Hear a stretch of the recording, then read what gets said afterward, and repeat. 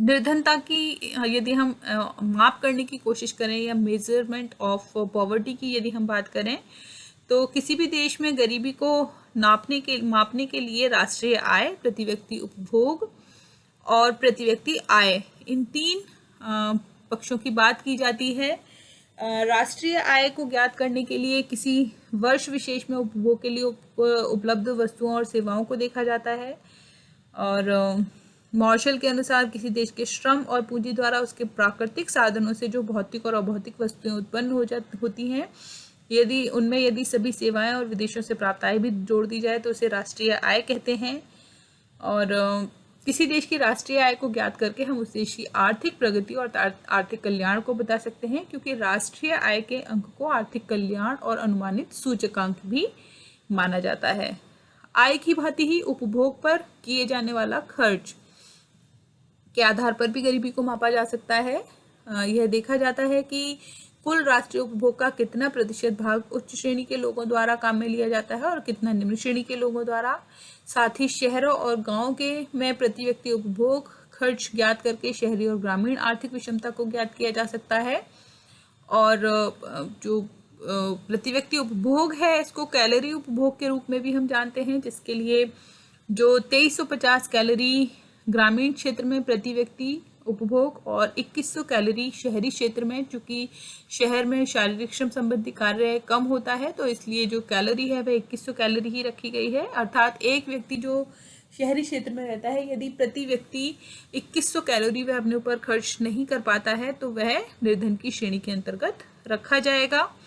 और इसी प्रकार से जो प्रति व्यक्ति आय है, विश्व बैंक के अनुसार यदि हम देखें तो प्रति व्यक्ति प्रतिदिन $1.25 अमेरिकी डॉलर से कम उपभोग व्यय को निर्धन माना गया है। अर्थात $1 है लगभग 80 रुपये का, यदि तो 80 और 20 100 रुपये यदि प्रति व्यक्ति प्रतिदिन नहीं कमा रहा है या अपने ऊपर खर्च नहीं कर पा रहा है तो उसे निर्धन की श्रेणी में रखा जाएगा। हालांकि ये एक विवादास्पद विषय है। व्यक्तिगत आय के आधार पर उच्चता के क्रम में व्यक्ति की स्थिति बताई जा सकती है। इस प्रकार के आंकड़ों से हम एक परिवार का खर्च और उसके उपभोग की तुलनात्मक स्थिति को प्रकट कर सकते हैं। तो ये सभी जो हमारे आधार हैं, ये निर्धनता को मापने के हमारे आधार हैं।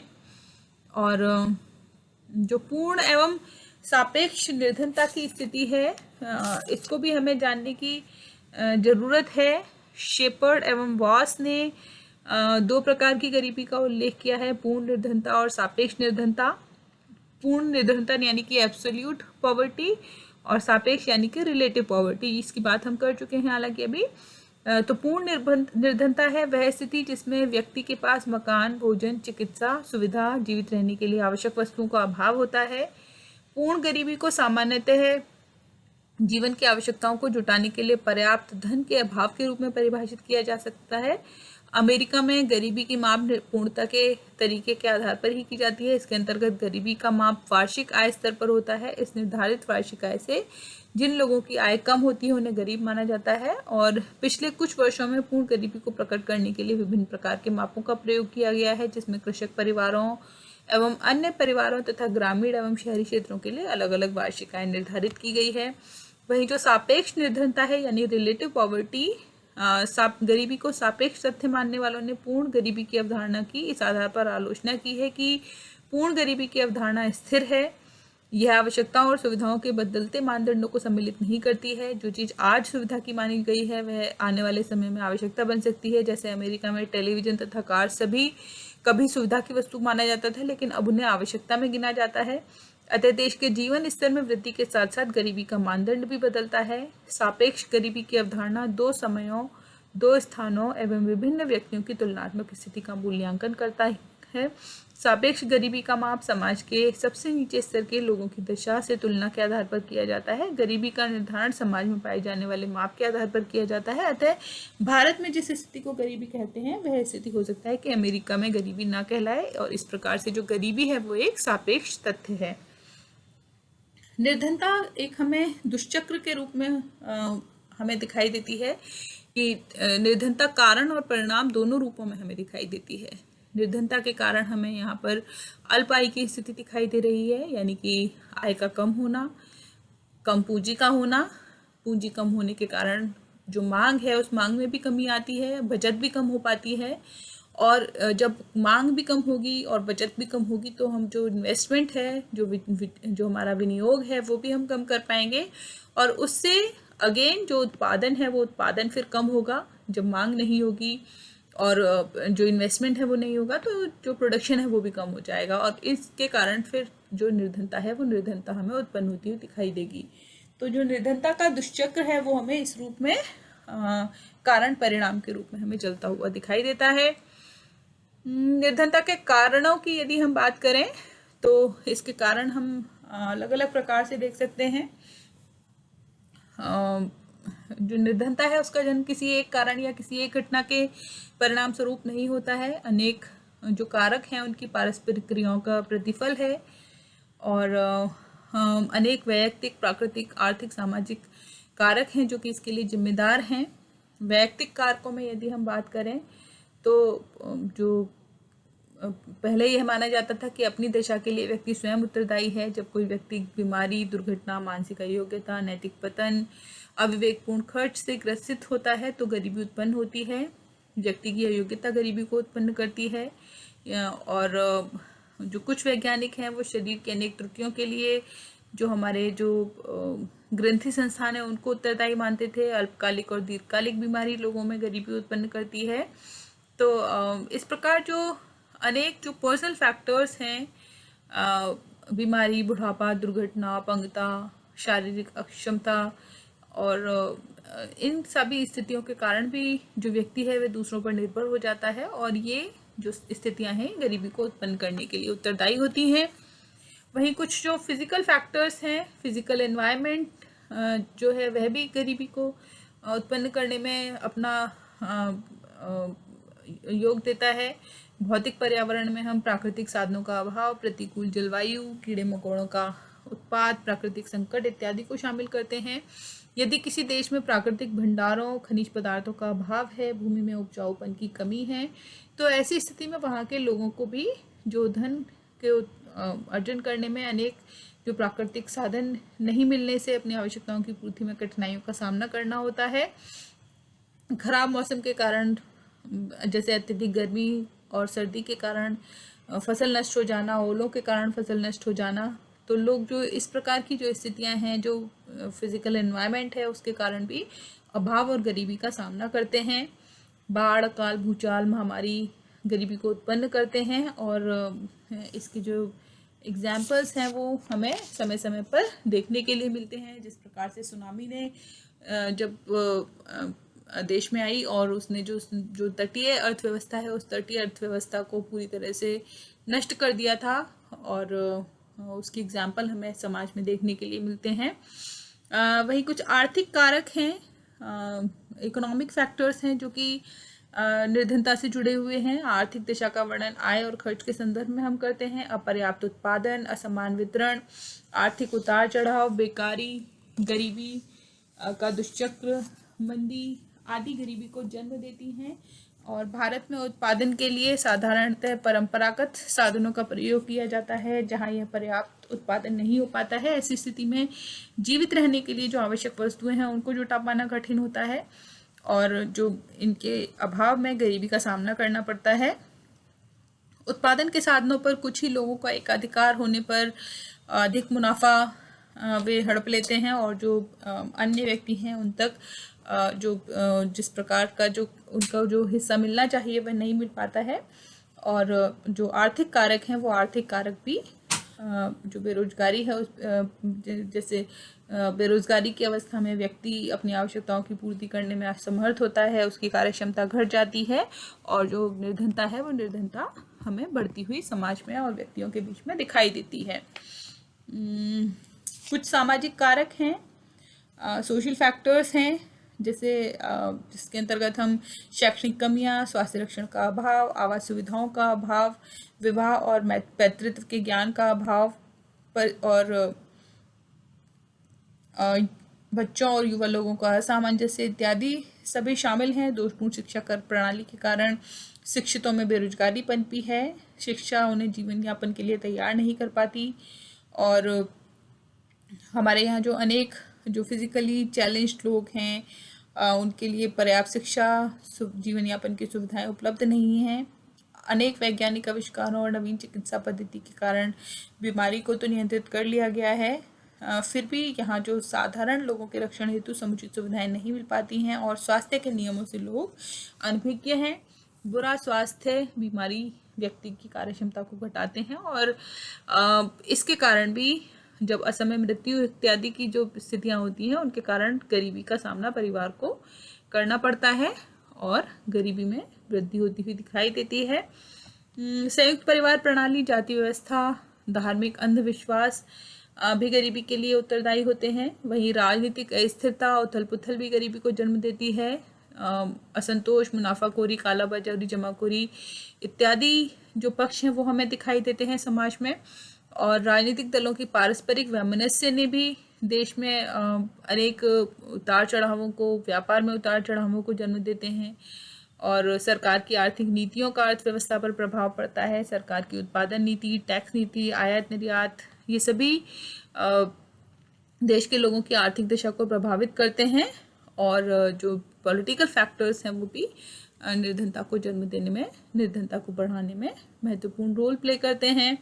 वहीं जो वॉर की स्थितियां हैं, युद्ध के दिनों में बहुत अधिक आर्थिक अपव्यय होता है और बड़े स्तर पर जो गरीबी है वो गरीबी हमें पनपती हुई दिखाई देती है। जो वर्ल्ड वॉर हुए, उस वर्ल्ड वॉर ने अनेक जो वेस्टर्न कंट्रीज थे उनको दिवालियापन की स्थिति में पहुंचा दिया। जिस तरह से मृत्यु दर उस समय बहुत अधिक बढ़ जाती है और बच्चे अनाथ होते हैं, सामाजिक जीवन अस्त व्यस्त हो जाता है, आर्थिक संबंध अस्त व्यस्त हो जाते हैं, मानसिक पीड़ा, स्थिरता उत्पन्न होती है और इसके कारण भी जो निर्धनता की स्थिति है वह बढ़ती हुई दिखाई देती है। वहीं जो कल्चरल फैक्टर्स हैं, सांस्कृतिक कारक, हमारी संस्कृति में बहुत अधिक धन प्राप्त करने या धन के लिए जीवन को खपा देने को उचित नहीं माना गया है। भारतीय सांस्कृतिक मूल्यों में सादा जीवन उच्च विचार की बात की गई है, अर्थात जो लोग धन के पीछे नहीं भागते बल्कि जीवन की कम से कम आवश्यकताओं में ही स्वयं को संतोषी महसूस करते हैं। वहीं वर्तमान में यदि भारत की गरीबी का जो उल्लेख किया जाता है वह पश्चिमी देशों की देन है और एक सापेक्ष अवधारणा के इस रूप में हम इसको देख सकते हैं। और जो जिसे हम किसी भी देश के समाज और संस्कृति के संदर्भ में ही देख सकते हैं। तो इसके अलावा यदि हम देखें तो बढ़ती जनसंख्या, इंक्रीजिंग पॉपुलेशन, भारतवर्ष में जो संख्या है उसकी जो जनसंख्या की बाढ़ है इसने भी गरीबी को बढ़ावा दिया है। जिस गति से यहाँ जनसंख्या बढ़ रही है उस गति से जीवन यापन के लिए साधन और सुविधाओं की वृद्धि नहीं हो पाई है और जिसके कारण बेकारी और भुखमरी का सामना लोगों को करना पड़ता है। मॉल्थस ने अपना एक लेख लिखा था, एन एसे ऑन पॉपुलेशन, और इसमें उन्होंने बढ़ती जनसंख्या को ही गरीबी के लिए उत्तरदायी माना और उन्होंने कहा कि जनसंख्या की तुलना में जब उत्पादन नहीं होता है तो आर्थिक संतुलन बिगड़ जाता है। मांग और पूर्ति के इस असंतुलन के कारण मूल्यों में वृद्धि होती है और लोगों की क्रय शक्ति घट जाती है। फलस्वरूप लोग अपनी आवश्यकताओं के लिए भी पैसा नहीं जुटा पाते और उन्हें दीनहीन अवस्था में ही गुजारा करना पड़ता है। बेरोजगार होने पर व्यक्ति दूसरों पर निर्भर हो जाता है और अपना और अपने आश्रितों का भरण पोषण नहीं कर पाता। उत्पादन के साधनों के अभाव में व्यक्ति अर्जन नहीं कर पाता और अपनी आवश्यकताओं को घटाकर निम्न जीवन स्तर बिताने के लिए वह बाध्य होता है और कई बार व्यक्तियों को जो भीख मांगकर भी जीवन यापन करना पड़ता है। इसी प्रकार जो कृषि है, कृषि की गिरी हुई दशा और जो सिंचाई के साधनों के अभाव के कारण ग्रामीणों को अनेक बार भुखमरी का सामना करना पड़ता है। उन्नत खाद, बीज और अन्य जो साधन है उनके अभाव में परंपरागत खेती के तरीकों के कारण जो कृषि है वह बहुत अधिक लाभदायक नहीं होती है, बहुत अधिक उत्पादन वहाँ पर नहीं हो पाता है और जो अधिकांश कृषि है वह वर्षा पर ही निर्भर करती है और जब वर्षा अच्छी होती है तो आसानी से भरण पोषण हो जाता है और अन्यथा लोगों को अनेक बार भुखमरी का सामना भी करना पड़ता है। भारत में हालांकि जमींदारी प्रथा को कानूनी रूप से समाप्त कर दिया गया, सीलिंग एक्ट द्वारा अधिकतम भूमि की सीमा निर्धारित करती गई, किंतु अभी भी जमींदारी प्रथा हमें व्यवहार में किसी न किसी रूप में हमें दिखाई देती है। और इस प्रथा के कारण कुछ लोगों के पास कृषि योग्य भूमि केंद्रित है, वे कृषि मजदूरों के द्वारा उस पर खेती करवाते हैं और फसल का अधिकांश भाग फसल पैदा करने वालों को न मिलकर के भूस्वामियों को मिलता है। और इस प्रकार से जो कृषि उपज का अधिकांश भाग जमींदारों के हाथों में चला जाता है और जो कृषि करने वाले लोग हैं वो मजदूर के रूप में निर्धनता का जीवन व्यतीत करते हैं। साहूकारी प्रथा हमें देखने के लिए मिलती है। गांव में सहकारी समितियों का अभाव है, किसान अपनी ज़रूरतों को पूरा करने के लिए साहूकारों के पास जाते हैं। साहूकार किसानों और ग्रामीणों की अज्ञानता और मजबूरी का फ़ायदा उठाकर उनका शोषण करते हैं। और अनेक बार हमें जो बंधुआ मजदूर और जो दास प्रथा जैसे जो कुछ एग्जाम्पल्स हैं वो भी हमें समाज में दिखाई देते हैं। राजस्थान में अभी कुछ समय पूर्व तक ही जो सागड़ी प्रथा है वो प्रचलित थी और अभी भी हम यदि जो माइन्यूटली कुछ क्षेत्रों का अध्ययन करें तो सागड़ी प्रथा अभी भी हमें दिखाई देती है। और इस प्रथा के अनुसार उधार लेने वाले व्यक्ति को उस समय तक जब तक कि वह ऋण पुनः नहीं लौटा देता साहूकार के घर पर मुफ्त सेवा देनी पड़ती है। साहूकारों के चंगुल में फंसने पर उनसे मुक्ति पाना बहुत कठिन होता है और जो एक निर्धन व्यक्ति है वह सदैव निर्धन ही बना रह जाता है। हिंदू समाज में अनेक कुप्रथाएं हमें प्रचलित दिखाई देती हैं, जैसे दहेज, मृत्युभोज, विवाह से संबंधित अनेक सामाजिक कुरीतियां प्रचलित दिखाई देती हैं। और इन रीति रिवाजों के कारण व्यक्ति आर्थिक क्षमता न होने पर भी सामाजिक प्रतिष्ठा की रक्षा के लिए अधिक खर्च करता है, उसे ऋण लेना पड़ता है, अपनी भूमि, मकान, जमीन जायदाद को बेच देता है या गिरवी रख देता है। और जिसके कारण उसकी जो उत्पादन के साधनों की जो समाप्ति है वो होती है और उसकी आय भी समाप्त होती है। वह मजदूरी द्वारा जीवन यापन करता है और इस प्रकार से जो निर्धनता है वह निर्धनता का और अधिक शिकार हो जाता है। अज्ञानता और शिक्षा की स्थिति हमें भारत में दिखाई देती है। जो गांव हैं, गांव में जो शैक्षणिक पिछड़ापन अभी भी हमें बहुत अधिक देखने के लिए मिलता है। शिक्षा की कमी के कारण लोग अज्ञानी होते हैं, तार्किक दृष्टिकोण उनका नहीं होता, भावनात्मक दृष्टि से ही वे वस्तुओं को देखते हैं, उनका मूल्यांकन करते हैं। और ग्रामीणों की अशिक्षा और अज्ञानता का लाभ उठाकर जमींदार साहूकार उनका शोषण करते हैं और उनको निर्धनता में की चपेट में ले लेते हैं। प्राकृतिक साधनों का अपूर्ण दोहन जो है वो हमें दिखाई देता है। हालांकि हमारे यहाँ प्राकृतिक संसाधनों जो साधन है उनकी प्रचुरता है, प्राकृतिक वस्तुओं की प्रचुरता है। कोयला, लोहा, यूरेनियम, अभ्रक इत्यादि प्रकार के जो खनिज हैं वे खनिज पदार्थ हमें बहुतायत में दिखाई देते हैं, लेकिन साधनों के अभाव के कारण उनका पूरी तरह से दोहन नहीं किया गया है और कृषि योग्य भूमि में प्रति एकड़ उपज बहुत कम है, जिसके बढ़ने की संभावना भी बहुत कम है। और इसीलिए ये कहते हैं कि भारत एक संपन्न देश है जिसके जो निवासी हैं वे गरीब हैं। आलस्य और निष्क्रियता की जो प्रवृत्ति है इसके लिए भी यहाँ की सामाजिक भौगोलिक परिस्थितियाँ, भाग्य पर विश्वास, उदासीनता, बुरा स्वास्थ्य इत्यादि जिम्मेदार हैं इसके लिए। और जो गुन्नार मिडल है उन्होंने जब विश्व निर्धनता की चुनौती नामक जो उन्होंने जो लिखा उन्होंने बुक, उसमें उन्होंने लिखा है कि यदि आप अपनी अगली छुट्टियां देश के किसी भीतरी हिस्से के दूर किसी गांव में बिताएं तो आप देखेंगे कि लोग निरुत्साहित और भय से ग्रस्त हैं। आपको टूटे फूटे मकान देखने को मिलेंगे, आपको पशु बहुत ही बुरी हालत में देखने के मिलेंगे और इन सब बातों के बावजूद आप देखेंगे कि सर्वत्र आलस्य व्याप्त है। यह जो कोटेशन है गुन्नार मिडल के द्वारा, यह भारत के विषय में लिखी गई। और जो हम यहाँ के जो लोग हैं उनकी जो अपनी परिस्थितियां हैं उन परिस्थितियों को सुधारने के लिए वो बहुत अधिक उत्साहित नज़र नहीं आते और अपनी दशा को सुधारने के लिए वे किसी प्रकार का संघर्ष या आंदोलन वे नहीं करते हैं, बल्कि उदासीन रहते हैं और कुछ अपवादों को छोड़कर संगठित होकर अपने हितों की रक्षा के लिए ये वे प्रयत्नशील हुए हैं। इसके कुछ ही एग्जाम्पल हमें देखने के लिए मिलते हैं। सॉफ्ट स्टेट होना भारत का ये भी निर्धनता के लिए एक कारण के रूप में देखा जाता है। नरम राज्य का अभिप्राय है कि उस सामाजिक अनुशासनहीनता से जो कि विभिन्न रूपों में प्रकट होती है, जैसे कानून की कमियां, कानून के पालन और लागू करने की खामियां, विभिन्न स्तरों पर सरकारी अफसरों द्वारा इन नियमों निर्देशों की व्यापक अवहेलना जिनका कि उन्हें पालन करना और करवाना होता है, और अक्सर ऐसे उनकी शक्तिशाली व्यक्तियों और समूहों की साठगांठ से होता है जिनके आचरण को नियमित बनाने की जिम्मेदारी इन्हीं अफसरों की होती है।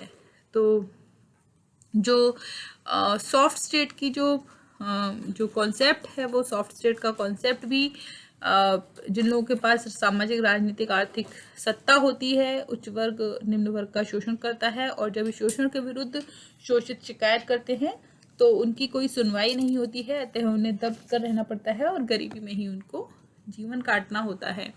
सुधार नीतियों की असफलता निर्धनता के लिए जिम्मेदार है। जब कभी भी नीचे के वर्ग के लोगों के सुधार के लिए नीतियां बनाई जाती हैं तो उन्हें या तो लागू ही नहीं किया जाता है या उनको विकृत कर दिया जाता है, जिससे उनका लाभ लोगों को नहीं मिल पाता।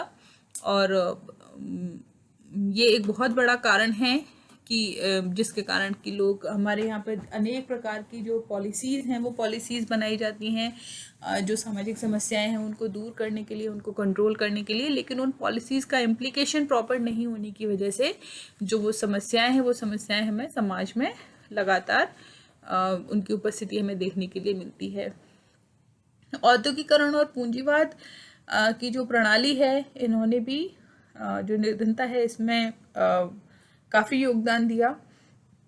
उत्पादन के परंपरागत साधनों के स्थान पर जब मशीनों ने उनका स्थान ले लिया तो फैक्ट्री प्रणाली अस्तित्व में आई, बड़े बड़े उद्योग स्थापित हुए, जिसके कारण जो ग्रामीण कुटीर उद्योग थे वह नष्ट हो गए। कुटीर व्यवसायों के मालिक कारखानों में मजदूरों के रूप में काम करने लगे और कई लोगों को परंपरागत व्यवसाय की समाप्ति के कारण बेरोजगारी का सामना करना पड़ा और वे निर्धन हो गए। इसी प्रकार औद्योगिकरण ने पूंजीवादी व्यवस्था को जन्म दिया और यह जो पूंजी है इसे जुटाने में केवल पूंजीपति ही समर्थ होते हैं। नवीन औद्योगिक व्यवस्था ने समाज में मजदूर और मालिक के रूप में दो स्पष्ट वर्ग खड़े कर दिए। मालिक श्रमिकों का शोषण करने लगे और इस व्यवस्था ने पूंजीपतियों को और अधिक पूंजीपति और गरीबों को और अधिक गरीब बना दिया। तो इस तरह से ये स्पष्ट है कि जो गरीबी है, गरीबी के कारण और उसकी उत्पत्ति बहुत जटिल है। भारत में इस भयंकर सामाजिक आर्थिक समस्या को जन्म देने में बहुत सारे कारकों का योग रहा है, जिसमें विदेशी शासन, उच्च वर्ग द्वारा शोषण, शिक्षा का अभाव, आकांक्षाओं और आर्थिक प्रोत्साहन का अभाव, पूंजी का अभाव, जनसंख्या का अधिक होना, स्वास्थ्य एवं शक्ति का अभाव जैसे जो पक्ष हैं वो बहुत महत्वपूर्ण है। भ्रष्टाचार का बहुत महत्वपूर्ण रोल है और इनके कारण सामाजिक आर्थिक गतिशीलता का अभाव, शोषणकारी भूमि व्यवस्था इत्यादि निर्धनता को उत्पन्न करने के महत्वपूर्ण कारण हैं।